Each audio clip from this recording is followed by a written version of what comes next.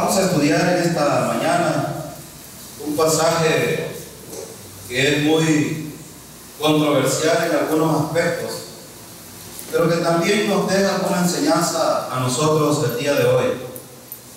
Y si uso alguna versión distinta a Reina Valera, es porque hay algunas palabras que son muy interesantes verlas en otras versiones.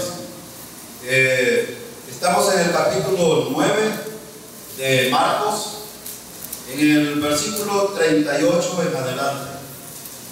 Marcos capítulo 9, versículo 38. Uno de los problemas que puede enfrentar todo creyente es estar preocupado en sí mismo y no en los demás. Ese es un problema muy serio. Entonces, cuando estudiamos este pasaje vamos a ver el carácter de algunos discípulos. Todos conocemos, todos sabemos el carácter de Pedro en el ministerio de Jesús, y vemos también el carácter de Pedro después de la partida del Señor. Pero no solo Pedro era así, también estaba Jacobo y también estaba Juan, como también estamos nosotros hoy día. Entonces es importante ver algunos aspectos de las actitudes, las conductas, los miedos, los temores, la desesperación y otras cosas que vemos nosotros enmarcadas en estos pasajes cuando leemos acerca del ministerio de Jesús y la vida de los discípulos, los apóstoles que andaban con el Señor. Una vez una vez más encontramos aquí a un discípulo que en cierta medida es egoísta, es egocéntrico, y en la Reina Valera, si ustedes se fijan, el epígrafe que tiene ahí dice no al sectarismo. Y en algunas Biblias de Reina Valera dice eso, en algunas versiones. Por lo menos en la Reina Valera de estudio Scofield, así dice, no al sectarismo. Y en otras versiones, yo tengo 4 versiones aquí, dice, el que no es contra nosotros, por nosotros es. Pero vamos a ver algunas cosas que son interesantes aquí. Y vamos a iniciar en el versículo 38. Fíjense, traemos el contexto del capítulo 9. ¿Y recuerdan lo que estudiamos el domingo pasado? Dijo el Señor, cualquiera que recibe a un niño, porque los discípulos en cierta medida no querían recibir los niños porque era una cuestión cultural. Hermanos, las cuestiones culturales no tienen nada que ver con las cuestiones doctrinales, son muy aparte. No podemos traer asuntos culturales a la iglesia y querer hacer de esos asuntos la vida de la iglesia. No se puede. Es decir, si los judíos menospreciaban a las viudas, a los huérfanos, a los niños y a aquellos enfermos que eran despreciados, Jesús les enseña un principio aquí distinto a eso. Él les dice que al contrario, en vez de rechazarlos, hay que recibirlos. Y van a ver ustedes cómo Jesús habla fuertemente a los discípulos aquí. ¿Cuál es el propósito de ver este pasaje? Bueno, aprender cómo ellos actuaron y cómo nosotros debemos de actuar en vista de varias cosas. Primero, en vista del servicio. Todos los creyentes, mientras estamos en este cuerpo, necesitamos servirnos los unos a los otros y no que los otros nos sirvan a nosotros. Es decir, todos somos siervos y por lo tanto cada uno tiene una actividad que hacer y debe de hacerlo de acuerdo a la voluntad de Dios. Número 2, nuestra posición en el Señor. Esa posición determina que yo estoy seguro y garantizado para ir al cielo y por lo tanto nada puede cambiar eso. Mi posición en el Señor no lo puede cambiar absolutamente nadie. Ni yo, ni el diablo, ni los demonios, ni el mundo. Nadie puede cambiarlo. ¿Qué dijo Pablo a los romanos? Nada ni nadie nos separará del amor de Dios que es en Cristo Jesús. Si Si usted ha puesto su confianza en el Señor, nadie puede moverlo de esa posición que tiene. Eso es muy importante. Número 3, las actitudes en el servicio deben de ser muy adecuadas y no ser, voy a decir una palabra que en nuestro idioma es muy fuerte, pero nadie debe de ser estorbo de nadie. Bueno, veamos lo que dice el pasaje. Versículo 38. Juan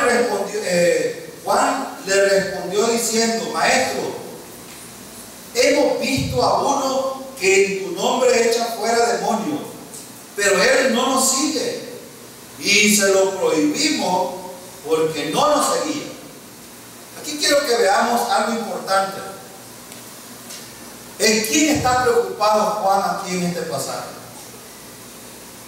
Si ustedes se fijan, los discípulos habían sido llamados por el Señor, habían sido encomendados por el Señor, andaban con el Señor, veían los milagros que el Señor hacía, eran los que compartían con el Señor, platicaban con el Señor, oraban con el Señor, todas las cosas venían al Señor, y ellos no habían podido hacer esto.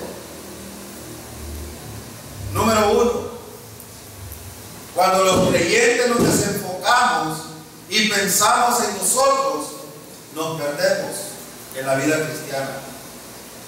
Y Jesús les va a enseñar aquí algo bien importante. Nosotros, por ejemplo, como iglesia, nos hemos adaptado ya casi 10 años y quizás más. Bueno, quizás 15 años de tener la sana doctrina. Y la tenemos.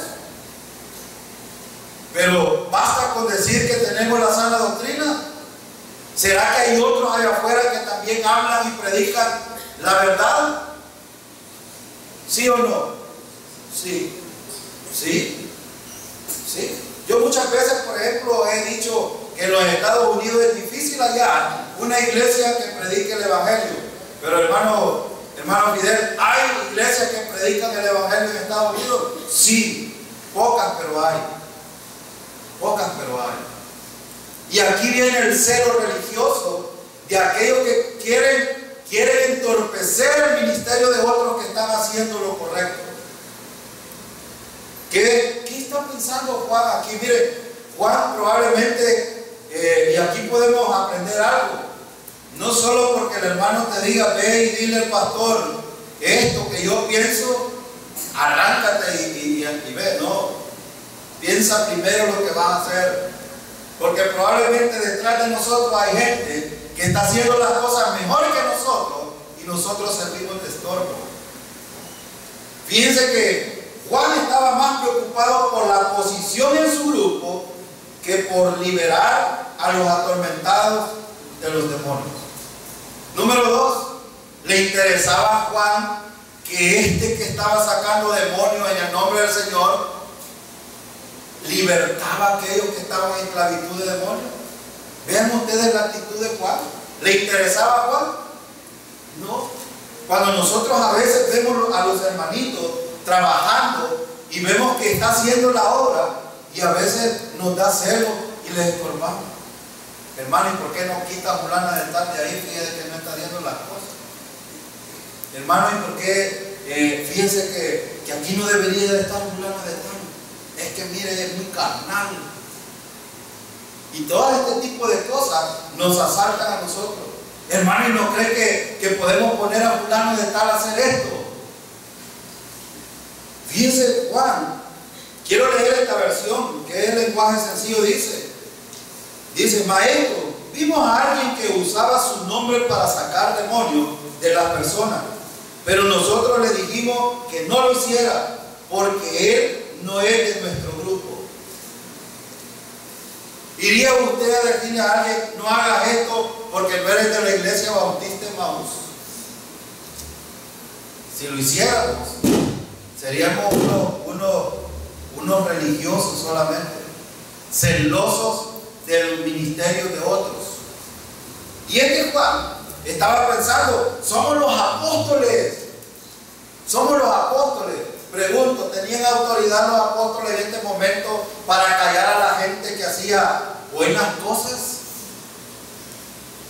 ¿Tenían la autoridad? No. No la tenían porque tenían al maestro de maestros que sí tenía la autoridad para hacerlo. Y esto es muy importante entenderlo. Fíjense que hoy en día muchas veces hacemos lo mismo al no participar de las causas de otras personas. Y el hermano Jorge hablaba acerca de predicar el evangelio. Y si tú predicas el evangelio, bueno, qué bueno porque lo haces. Y si no lo haces, deja que el que lo está haciendo lo haga bien. Pero no estorbes. No sirvas de tropiezo para que el que está obrando haga las cosas correctamente. Fíjense que Juan dice: no son miembros de nuestra denominación, no pertenecen a nosotros. ¿Acaso solo nosotros podríamos actuar en el nombre del Señor y hacer las cosas correctas? No. Hoy por hoy hay muchos misioneros en el mundo predicando el evangelio, el mismo que nosotros hemos recibido. El mismo que nosotros hemos recibido. Ahora, y aquí hay algo interesante. Fíjense que dice: nosotros le prohibimos. Le prohibimos. ¿Podría un creyente prohibirle a otro creyente? Voy a hacer una pregunta antes. ¿Lo que estaba haciendo este hombre sacando demonios era bueno o era malo? Era bueno. Era bueno. Ahora, ¿podríamos estorbar nosotros y prohibirle a alguien que está haciendo lo bueno que no lo haga? ¿Podríamos hacerlo? No tenemos la autoridad para hacerlo. Si alguien está haciendo lo correcto, yo no tengo por qué decirle no lo hagas. Y Juan estaba pensando, por eso dije yo, en la Reina Valera de Scofield, estudio, dice: no al sectarismo, dice el epígrafe. Porque Juan estaba pensando, bueno, nosotros tenemos un grupo, como muchos piensan. Hay ciertos niveles de religiosos por ahí que creen que son la élite y que solo ellos pueden hacer las cosas. Bueno, los apóstoles estaban pensando en esto. Si el Señor es el que nos ha encomendado a nosotros, solo nosotros podemos hacer esto. Y no es cierto. No es cierto. Cualquier creyente que nosotros no lo conozcamos puede estar predicando y haciendo la obra del ministerio mucho mejor que nosotros que conocemos la verdad. Puede estarlo haciendo bien. Y si usted dice: bueno, el hermano está diciendo un montón de cosas bien exageradas, no, mire el versículo siguiente. Mire el versículo siguiente, versículo 39. Dice el 39: pero Jesús dijo: no se lo prohibáis, porque ninguno hay que haga milagro en mi nombre que luego pueda decir mal de mí. Estaba probando Jesucristo lo que hacía el hombre. No sabemos quién era este hombre. Probablemente era uno de los discípulos que había aprendido, que había oído la doctrina de Jesucristo, que había visto los milagros que hacía. Es más, quiero decir algo que no está aquí, pero voy a atreverme a decirlo. Probablemente el Señor le había encomendado hacerlo para darle una lección a los discípulos. Y él le dijo: no se lo prohíba, déjenlo que hable. Porque voy a hacer una pregunta: ¿podrá un verdadero creyente que haga su ministerio correctamente después decir que Jesucristo no es nada? No podría. Yo no podría decirle a ustedes: miren, soy un predicador, pero lo que predico, Jesucristo no es suficiente. Yo ya no podría decir eso, porque tengo una responsabilidad delante del Señor. Y Él no se lo prohibió. Pero veamos por qué. Versículo 30 y 40. Dice el 40: porque el que no es contra nosotros, por nosotros, tenía la misma causa este hombre. Sí, tenía la misma causa. ¿En dónde estaba el problema de Juan y los discípulos entonces? Número uno, egoísmo. Egoísmo. Fíjense que Jesús nos dice que ser diferente o neutral respecto a Él es tan bueno como entregarnos a Él. Él no dice eso. Él dice, el que hace las cosas por la causa nuestra es por nosotros. En esta otra versión dice, quiero leer lenguaje sencillo, dice, quien no está contra nosotros realmente está a nuestro favor. ¿Estaba a favor de Jesucristo este hombre? Sí, sí lo estaba haciendo. Sí. Ahora la pregunta es, ¿a favor de quién estamos nosotros? Porque muchas veces parece que sí estamos a favor del Señor, pero de repente pareciera que no. Pareciera que no. ¿Y cómo se puede evidenciar esto? Sencillo. Sencillo. En Mateo 12:30 también se muestra este principio. Dice, el que no es conmigo, contra mí es. Pero aquí está mencionando el otro principio. El que con nosotros, dice el versículo, quien no está contra nosotros, realmente está a nuestro favor. Ahora, ¿de qué lado estamos nosotros? ¿Estamos del lado del Señor? ¿Estamos del lado del mundo? ¿Estamos del lado de los religiosos? ¿De qué lado estamos? Y usted puede decir, bueno, ¿cómo podríamos ser religiosos estando en la iglesia? De muchas maneras. ¿Saben ustedes el concepto de religión? Es una actitud mental que busca ganar méritos delante de Dios, tanto para la justificación como para la santificación por sus propios medios. Ese es un religioso. Si alguien, por ejemplo, piensa hoy día que la salvación hay que hacer algo más que confiar en Cristo, es un religioso.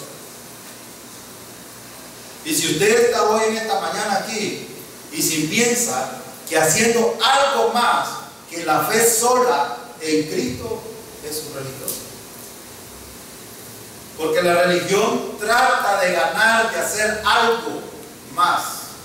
Y si es algo más, entonces lo que Cristo hizo no es suficiente y está en contra de Él. Ahora, la identificación en este contexto, recuerden de que estamos en el ministerio de Jesús. Jesús está identificando con los judíos. Jesús quiere mostrar que Él es el Mesías, y la identificación de un verdadero creyente, seguidor de Jesús, era evidenciado por ciertas cosas que se hacían. Pero note que también aquí los seguidores no se parecían ni pertenecían al mismo grupo.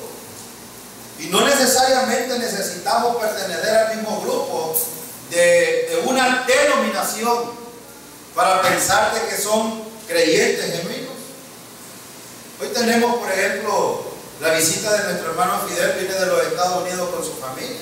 Él está ministrando en una iglesia en Estados Unidos. Cualquiera de nosotros podría pensar, y predican el evangelio ahí. Hermanos, predican el evangelio ahí. Claro que sí, compartimos lo mismo. Viene de otro lugar, pero ¿qué tal que pensáramos lo contrario? Seríamos unos religiosos igual. No podemos ser celosos con esto.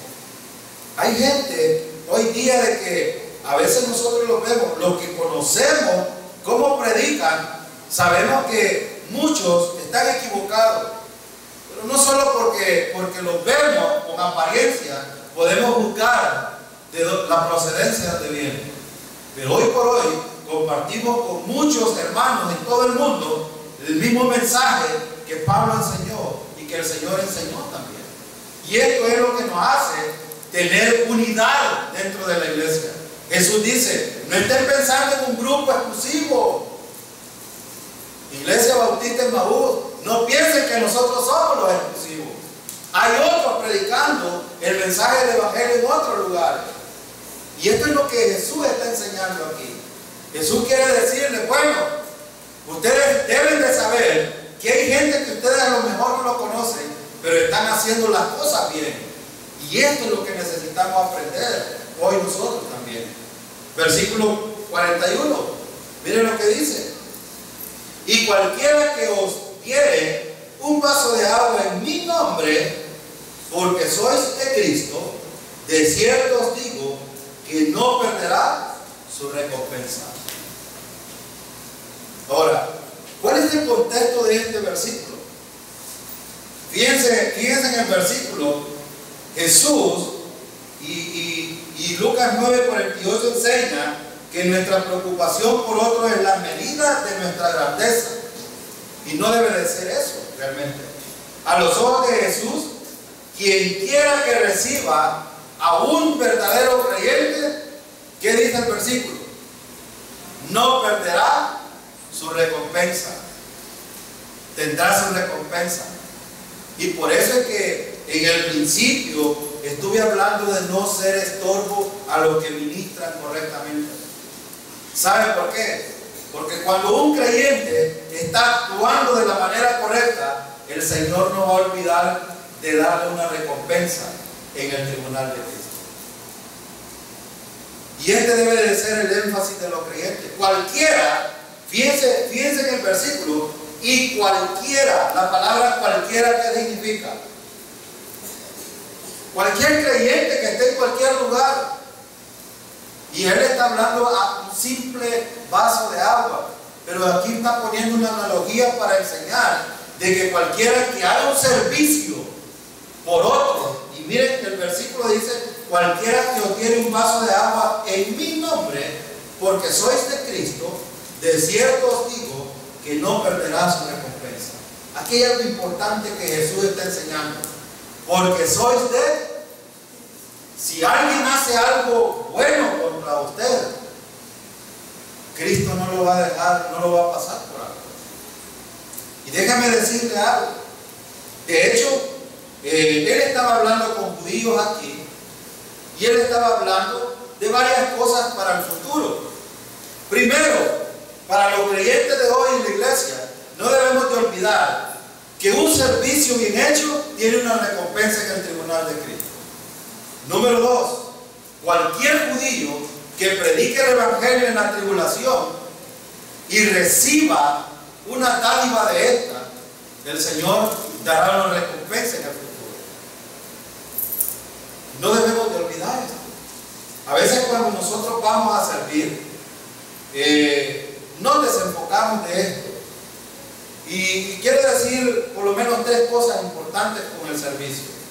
Si usted sirve, debe de hacerlo con integridad. Voy a usar esta palabra. ¿Pero qué es con integridad? Es pensando en el otro hermano y no en mí.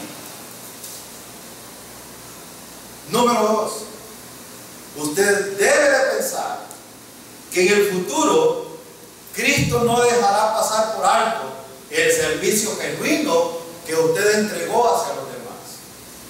Recuerden de que nosotros solo somos siervos aquí y somos peregrinos y vamos de pasada. El hermano Jorge acaba de decir algo fuerte, pero que es una verdad. Los creyentes deben de estar en todo tiempo preparados, porque los líderes en cualquier momento nos vamos de aquí. El hermano Abel y yo andamos manejando motos ahí en la calle y vieran que jugoso es andar en moto en las calles. Yo siempre he pensado que quizás mi muerte va a ser, bueno, Dios sabe, pero quizás mi muerte va a ser a través de un accidente, no lo sé. Pero probablemente sí, ya he pasado algunas pruebas de esto. Y en cualquier momento puede suceder. Yo a mi esposa le digo, bueno, nos vemos. Y si no nos vemos aquí, nos vemos allá arriba.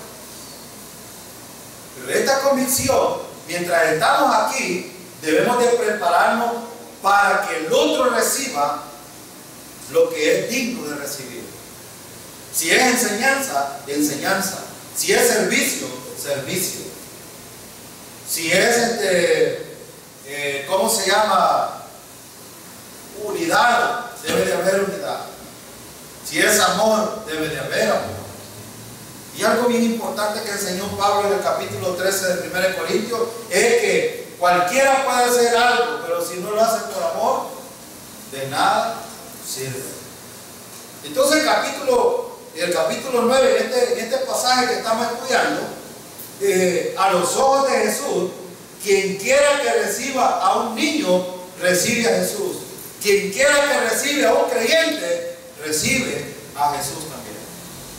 ¿No fue el principio que vimos anteriormente?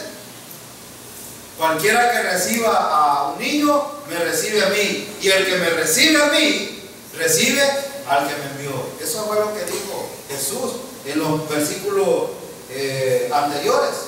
Entonces, fíjense, por contraste, causar daño a otros o no interesarnos en los demás es un problema serio. Versículo 42, mire lo que dice: cualquiera que haga tropezar a uno de estos pequeñitos que creen en mí, mejor le fuera si se le atase una piedra de molino al cuello y se le arrojase al mar. Voy a hacer una pregunta. ¿Está hablando con creyentes aquí o con inconversos? Con creyentes. Él está hablando con los discípulos aquí. ¿Recuerdan de dónde viene la plática? Juan se acerca y le dice: allá hay uno que está echando fuera demonios y nosotros se lo prohibimos. Y él trae y empieza a enseñarle algunos principios. Y aquí dice: cualquiera que haga tropezar a uno de estos pequeñitos que creen en mí. Este cualquiera tiene dos direcciones. Número uno, cualquiera involucra a un inconverso, a un impío que es tropiezo para un creyente. Pero en la otra dirección, cualquiera a un creyente que es tropiezo para otro creyente. Fíjense en el versículo, esta expresión cualquiera, quiero leerla en esta otra versión. Dice: si alguien hace que uno de estos pequeños seguidores míos deje de confiar en mí, mejor le sería que le ataran el cuello una piedra enorme y lo tiraran al mar. Si por ejemplo nosotros somos tropiezos para otro creyente, y aquí el versículo es más claro porque dice: si alguien es tropiezo para alguien que ha creído, pero lo hace que deje de confiar en él, entonces es mejor que se vaya y se lance con una piedra al mar. ¿Y saben por qué? Porque Santiago hace un contraste de este versículo. ¿Y quién estaba aquí en este contexto? ¿Recuerdan ustedes a tres actores aquí en el ministerio de Jesús? Pedro, Jacobo y Juan. Los tres están actuando aquí. Pedro, por un lado: Señor, que no te acontezca esto. Señor, hasta la muerte voy contigo. Señor, yo voy a pelear por ti. Diciendo cosas. Y Señor, apártate de mí, Satanás. Ahora es Juan. Y miren lo que le dice el Señor: si ustedes hacen tropezar a alguien que ha confiado en mí, es mejor que se maten. Es mejor que se pierdan ustedes. Es lo que está diciendo. Para decir algo, es posible que descuidados y egoístas logren un grado de grandeza cualquier persona en el mundo. Y aquí es importante en cuanto a la enseñanza. Fíjense, cualquiera puede recibir el Evangelio, y aquí es la responsabilidad grande de lo que enseñamos. Si alguien ha recibido el Evangelio, pero le enseñamos otra cosa y pierde el enfoque, entonces mejor sería que nos quitáramos de aquí donde estamos. Mejor sería. Y por ejemplo, voy a poner mi ejemplo. Si aquí nosotros, o yo, enseñara algo equivocado, perdiendo el enfoque en el Señor, entonces mejor sería dejar el ministerio. Así de sencillo. más valdría, porque de hecho demandará, Señor, estas predicaciones falsas en este ministerio. Claro que sí, claro que sí.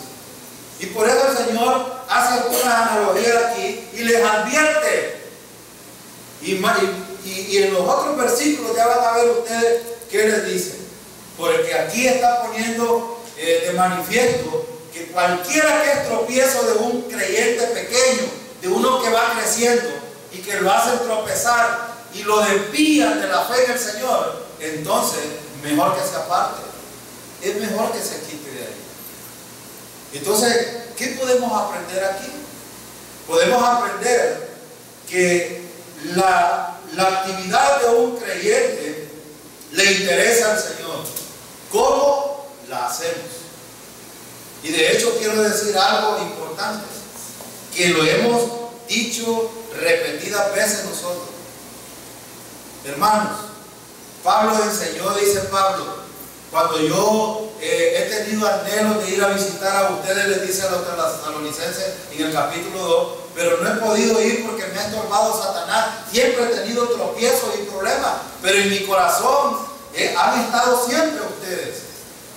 Pero ¿saben qué? Les dice Pablo, mi gloria será en la venida del Señor. ¿Por qué? Porque Pablo había ganado a través del ministerio de él. El Espíritu Santo había obrado en Pablo para ganar a muchos que estaban perdidos. Y Pablo dice, el fruto de la predicación la veré en el tribunal de Cristo, cuando muchos a los cuales se les predicó estarán ahí junto a nosotros. Entonces, esta debe de ser la actitud de un creyente también en el servicio. Fíjense que cuando nosotros servimos con integridad, la gloria no es para nosotros, la gloria es para el Señor. ¿Saben por qué? Porque ¿quién es el que actúa en nosotros para que otros se conviertan o para que otros sean edificados? El Espíritu Santo. Y no le podemos quitar ¿cómo se llama? Ese atributo o función al Espíritu Santo nosotros. Nosotros solo somos ese conducto que usa el Espíritu para poder llevar edificación a los demás. Entonces, esa es la actitud correcta de un creyente. Y por eso es que cuando hablamos de servicio, necesitamos hablar de un servicio adecuado en la congregación. Entonces, el Señor aquí va a ser muy enfático en muchas cosas. Y vamos a leer los versículos 42 y en adelante. Y Él advierte contra causar daño a los pequeños en la fe. Y se aplica tanto a lo que hacemos personalmente como maestros y ejemplos como a los que permitimos en nuestro compañerismo cristiano. Entonces Jesús está hablando no solo de la enseñanza, del servicio, Él está hablando de toda la vida de la iglesia. Y miren lo que dice el versículo 42. Cualquiera que haga tropezar a uno de estos pequeñitos que creen en mí, mejor le fuera si se atase una piedra de molino al cuello y se le arrojase al mar. Y versículo 43. Si tu mano te fue la ocasión de caer, córtala. Mejor te es entrar a la vida manco que teniendo dos manos ir al infierno, al fuego que no puede ser apagado. Quiero detenerme aquí en este versículo porque hay una cosa muy importante aquí. Muchos han usado este versículo para hablar acerca de que la salvación se pierde. Y muchos pastores usan este versículo para hablar de eso. Jesús usó un lenguaje bastante fuerte para ilustrar la importancia de quitar actitudes inadecuadas en el servicio o en la vida cristiana aquí. De hecho, Él está hablando con los discípulos, Él está hablando con creyentes y les está diciendo, necesitan tener una actitud correcta. Y ustedes les dicen el versículo, dice el versículo 43, si lo que haces con tu mano te hace desobedecer a Dios, mejor córtalo. En otras palabras, si hay una actitud inadecuada en el servicio o en la dirección que el Señor te ha puesto, entonces es mejor apártate. Apártate. No sirvas de estorbo a otro. Pero yo hablaba de esta palabra. Fíjense que la disciplina que duele es necesaria en los verdaderos seguidores. A los que no son verdaderos seguidores no les interesa, pero a los verdaderos seguidores sí les interesa. Ahora, la pregunta es, ¿cómo hemos de seguir al Señor nosotros? ¿Cuál es la actitud que necesitamos tener como servidores del Señor? Como creyentes, en la familia, en el trabajo, en la iglesia, personalmente, etc. Y ustedes se fijan en este versículo, si dice el 43, si lo que hace con tu mano te hace desobedecer a Dios, mejor córtate. Es mejor quedarse para siempre sin una mano que tener las dos manos y ser echado al infierno, donde el fuego nunca se apaga. Y aquí está hablando de la vida de un religioso. Hermano, hay gente no salva en las iglesias hoy día, pero hay gente que hace muchas cosas buenas, que aparentan ser correctas como creyentes. Sí, también hay. Y aquí el Señor está hablando, necesitas tener una buena convicción. Si confías en el Señor, no vas a desobedecer al Señor y vas a hacer las cosas bien. Pero si no, mejor te valdría quitarte una mano para entrar. Bueno, si por ejemplo, a mí me hubiese dicho el hermano Jorge cuando me predicó el Evangelio, que fue bastante enfático y que yo era rebelde cuando lo recibía, es más, hasta le metía tornillo a un aparato que tenía ahí para no escucharlo. Entonces, yo les encaraba y les decía, ustedes son salvos, que somos unos viles pecadores. Yo maquinaba en mi mente y decía, bueno, imagínense religiosamente actuando. Podría haber pensado yo, no hombre, si esto solo lo que quieren hacer es tropezarme, lo que quieren meterme en una zancadilla y quizás seguir con mi vida religiosa en el mundo. Menos mal que nunca fui un religioso devoto de la Iglesia Católica y que el Señor me mostró muchas cosas, me llevó hasta los Estados Unidos a sufrir y padecer para darme cuenta de lo vil y miserable que era. Y venido aquí, venido y entendido el Evangelio, entendí que la única actividad que como creyente debía de hacer era servir.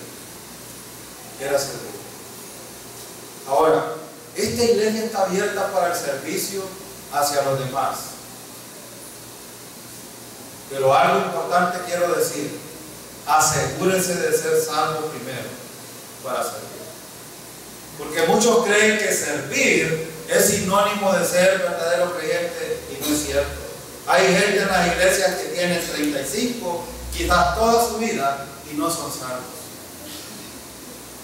Y ojalá no fuera la situación de muchos que tienen tiempo aquí y todavía están pensando en perseverar hasta el fin o hacer algo todavía para salvarse. Mejor le fuera, dice el Señor, que entrara sin una mano a la vida eterna que con las dos completas al cielo, al infierno. Y si no les parece esto, el Señor usa varias cosas.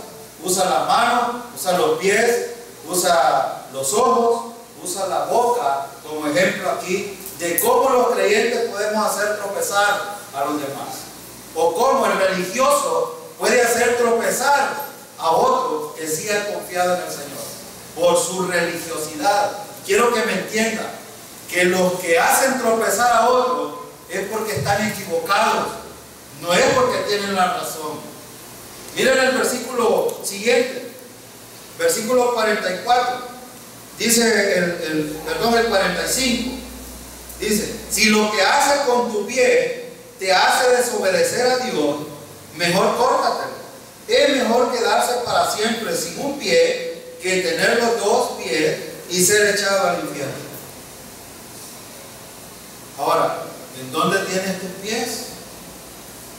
¿Para qué los utilizas? ¿Para salir y predicar o para echarle una zancadilla al hermano pequeño que ha confiado en el Señor y hacerlo tropezar? El Señor nos está dando una gran responsabilidad, por eso es duro aquí.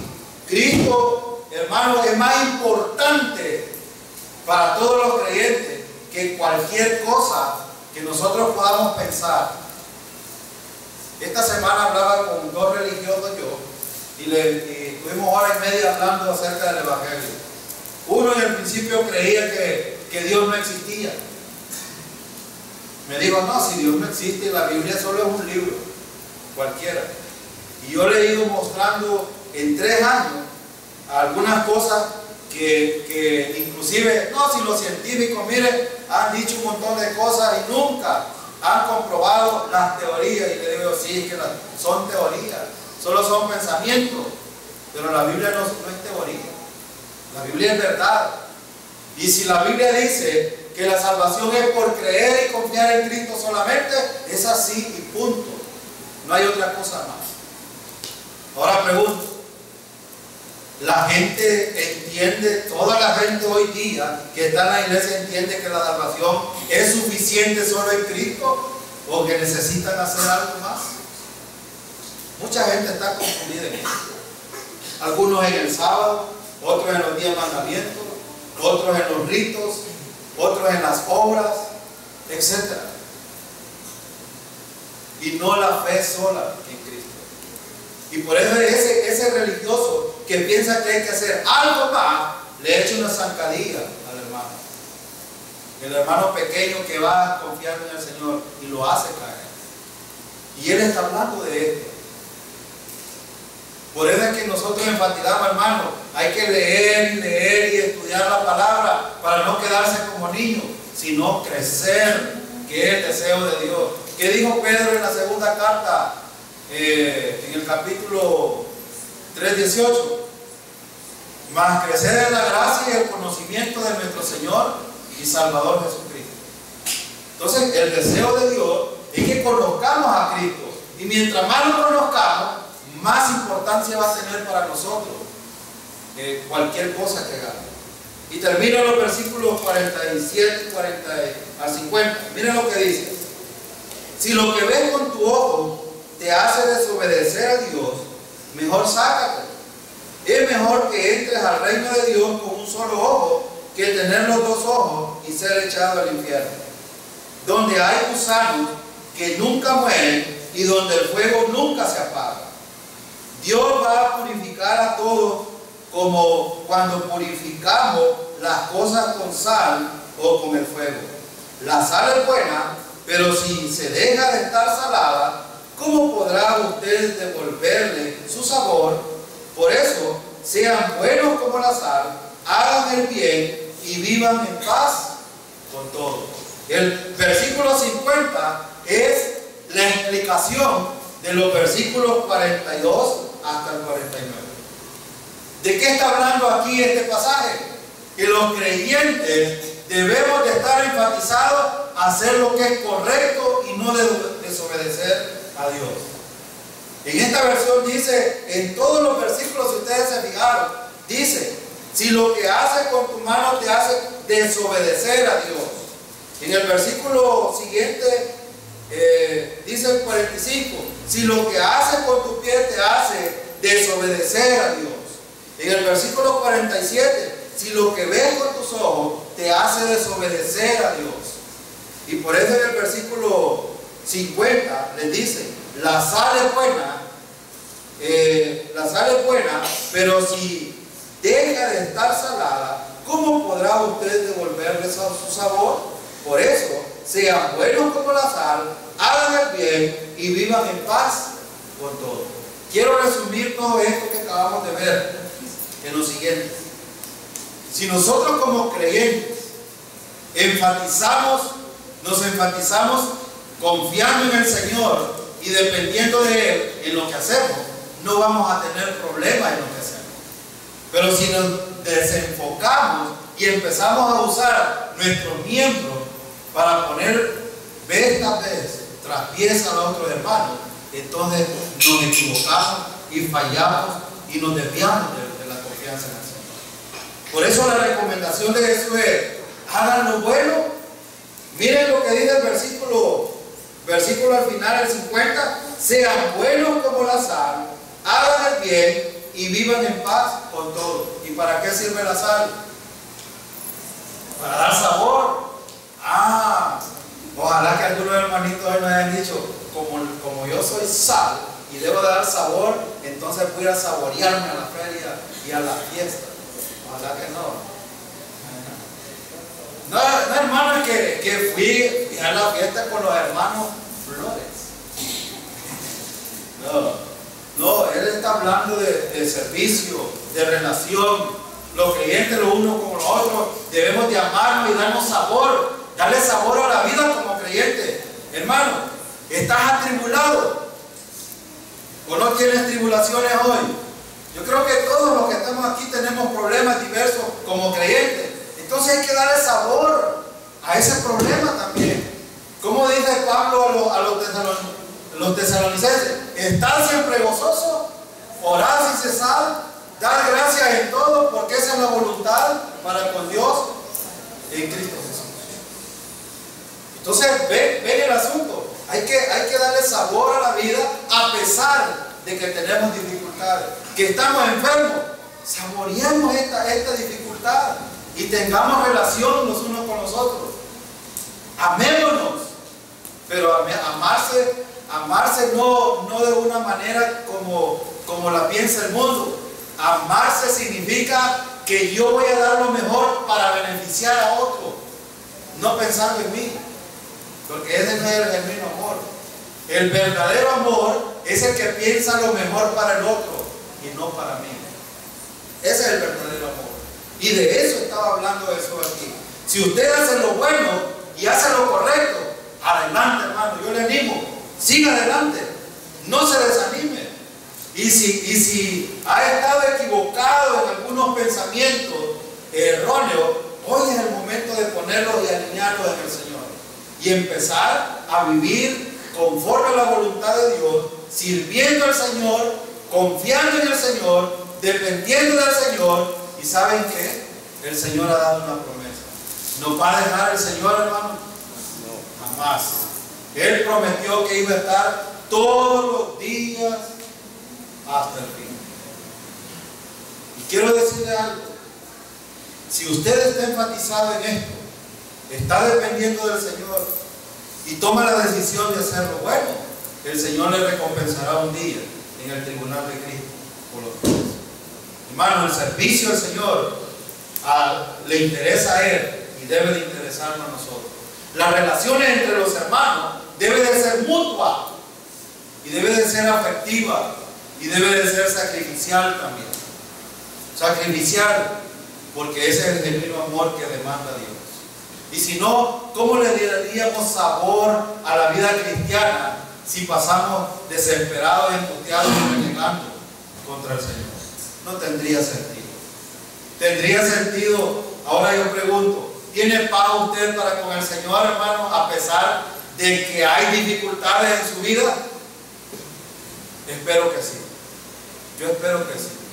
Porque si no, entonces quizás necesite otra vez los rudimentos. Necesita la lechita otra vez. ¿Y cuál es la lechita? El Evangelio. Necesita otra vez ir al Evangelio, ir a pensar en dónde estaba camino usted y que ahora el Señor lo ha trasladado. Miren, un giro de 90 grados. Estábamos camino al infierno, pero ahora ¿hacia dónde vamos? A la patria celestial con nuestro Redentor. Y si viniera hoy, hermano, espero que todos nos vayamos con Él. Amén. Amén.